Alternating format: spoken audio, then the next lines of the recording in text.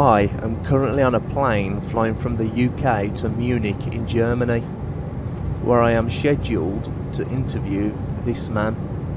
I find it very interesting that this sort of information is in the ancient scriptures of the Holy Quran, and I have no way of knowing where they would come from, but I think it is extremely interesting that they are there and that this work is going on to discover the meaning of some of the passages. Now, allegedly at some point he was asked, what do you think is the origin of the text in the Quran? To which apparently he's supposed to have replied, well, I would think it must be the divine being. Now this is going to be interesting.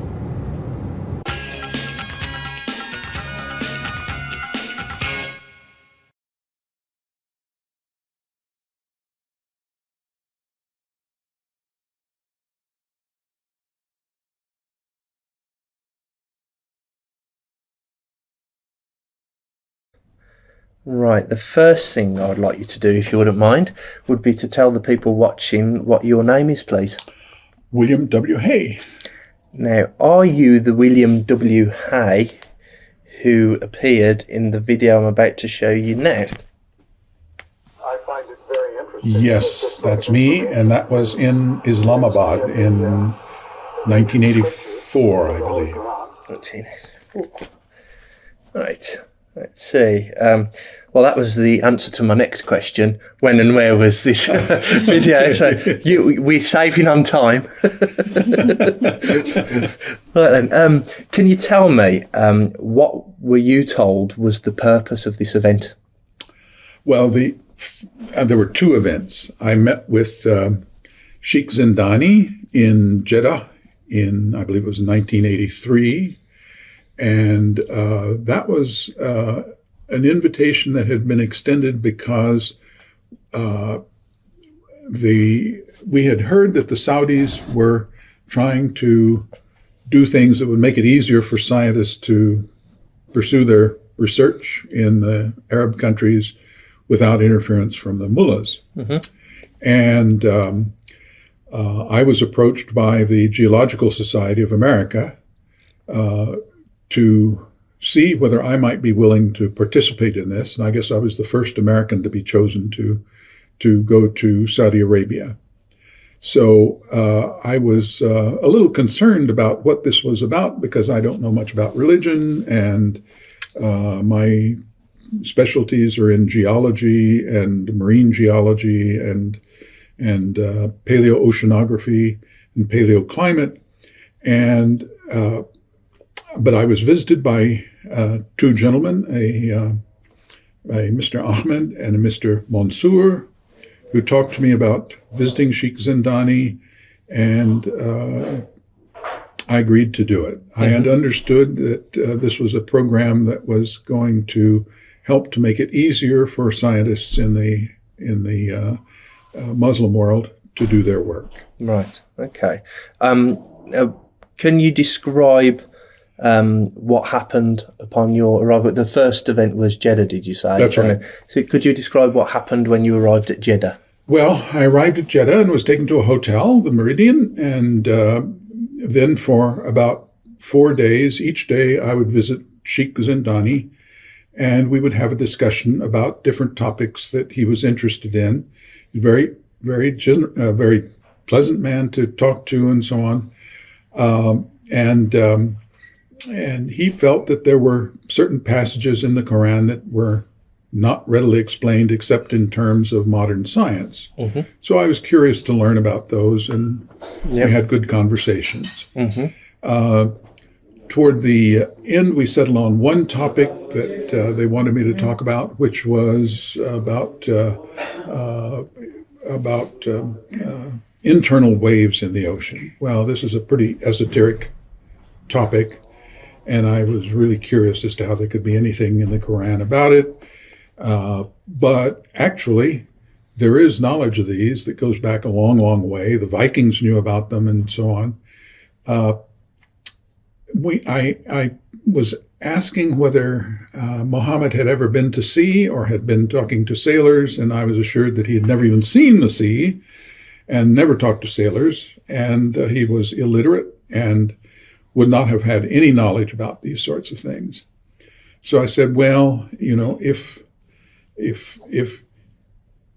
there were no possibility that he had ever heard any of this or this or this or this, then I made the statement, well, then you could say it was information from a divine being, but that would require a lot of proof. You would have to be sure that none of these other things had happened, and that what didn't seem to be evidence that one could exclude them from having happened. So when you were saying, so I noticed the thing with the interview that's being distributed. You're saying that the information in the text presented to you was quite interesting, and that it's good that they're trying to work out the origins of this text. And then the video cuts immediately to a new scene where you say it must be from the divine being. Now, the accounts that I've got, there's one here, which is a Quran, which has got claims for scientific miracles in, and you're listed in the back. And it says, for that part, and when he was asked about the source of the Quran, he replied, well, I would think it must be the divine being. So are you saying that is a misrepresentation? That's a misrepresentation. Okay. There's no question about that. At the meeting, and now that was, I think those quotes are all, or the video is from the meeting in Islamabad, which was a year later, which was a larger conference. Mm-hmm. At the meeting in Jeddah, we had a final session that was filmed out on a boat. And again, the sheikh went through his list of things, and I explained all the things that I thought might not be true. Yeah. That things that Muhammad might have known, and so on and so forth. And he said, but if we exclude all of those, then what is the conclusion? Well, then I said, well, then you could conclude it could have come from a divine being. Yeah. What came after that is, of course, recorded, and that is I think I made a statement, but I don't think that's what happened. So effectively what he'd done was to say, look at this information. You'd presented lots of various ways that he could have known it through purely natural means. And he said, well, what if he'd never did this? What if this isn't true? What if this isn't true? Painted a purely hypothetical situation. Right. And you said, well, under those conditions, it must have been from the divine being. But I don't think so. That's right. And then the middle was cut out. And then, of course, the fake question was presented. And I realized this had gone on for about 4 days, preparing me for this, and to get to the point where one would finally say those words that he wanted to hear. Mm-hmm. So he was a very clever person. Let's see. So that was the follow-up visit to Islamabad. You said to me earlier before we started recording that took place on a boat. This was in Jeddah. Jeddah was the boat. Yeah. Okay. Yeah. Now the conference in Islamabad, I think the video is from the conference in Islamabad. Mm-hmm. There were a number of people present. It was a meeting with several hundred people present, conducted in the Parliament building of Pakistan. Mm-hmm. And at one point we had a panel discussion. Yeah. And that's what the video is from. And what I emphasized there was that it's interesting that these things might be in a religious text, but I didn't know why they would be there. Mm-hmm. And the biggest problem with them is interpretation, because I think the sheikh was reading into them all sorts of modern interpretations which weren't necessarily original. Mm-hmm. And perhaps I should say that I think the problem in this whole area is that the meanings of the words, while the words themselves are preserved in script, mm-hmm. the meanings of the words may not be the same today as they were in the year 700. Mm-hmm. That happens in all other languages. I don't know why Arabic would be any different, that meanings of words don't change with time. Mm-hmm. So I think that's probably the biggest problem in the whole thing, Yeah. is that the words don't mean the way the sheikh is interpreting the words, Yeah. which seems to be his unique way of interpreting the words, is not the same as what the original words meant. Mm-hmm. Of course, there's various exegesis on the Quran from different centuries where these miracles are never told. We're not had these miracles described to us in advance of the scientific discovery, but then when the scientific discovery is made, people look back and say, "Oh, look what the Quran clearly said all along." These most of them are things that I would think that if God wanted somebody to make a great revelation, these are not the things I would have expected. Yeah. Because they're all readily observed. What specifically was the one specific miracle claim that Zindani wanted you to look at? This is about internal waves in the ocean. Yeah. And he interpreted it with a very modern interpretation. I think when I look at the English translation, that what may have been intended was to talk about the glitter, what we call glitter, which is the light that you see on the sea floor that's formed by waves, and then they focus in the light in a different way. And what you see on the sea floor looks like something very different from what you see on the surface. Mm-hmm. That'd be an alternative interpretation of what the words might mean. Yeah.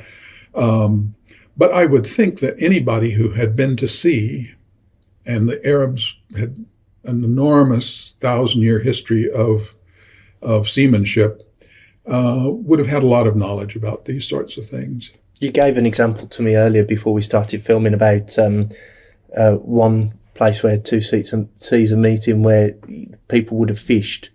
Oh, yes, certainly in the Bosphorus, yes. And that's where two seas meet, the Black Sea and the Sea of Marmara. The waters flow out from the Black Sea, and below the outflow is an inflow into the Black Sea. Mm-hmm.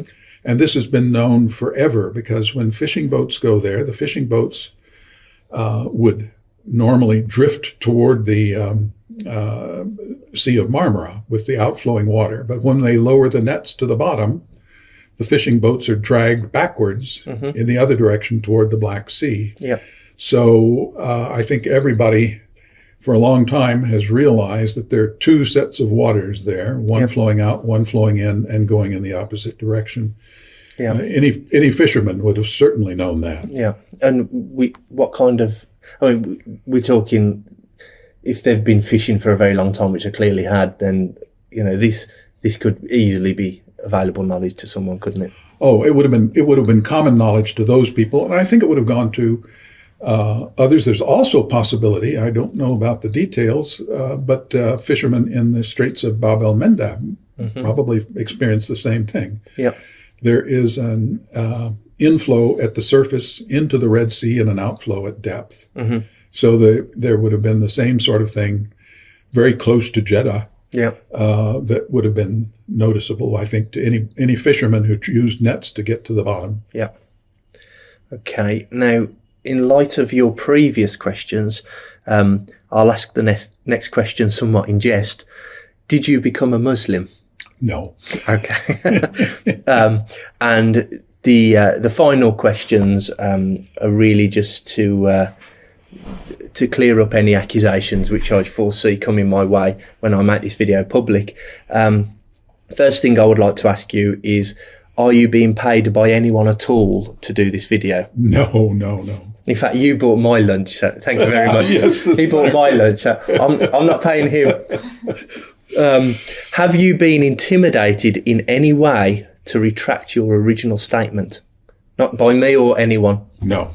Okay. No Freemasons, no, Zionist Jews? No. No one. Okay. I'd like to ask you, what do you think was the real purpose of this event?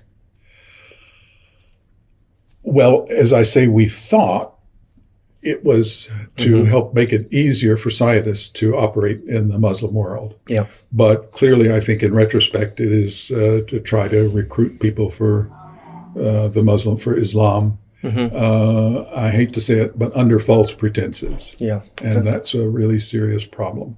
And finally, at some point previously, you mentioned an event with your hosts. I think it was in Islamabad, a meal after the show. Could you tell me about that?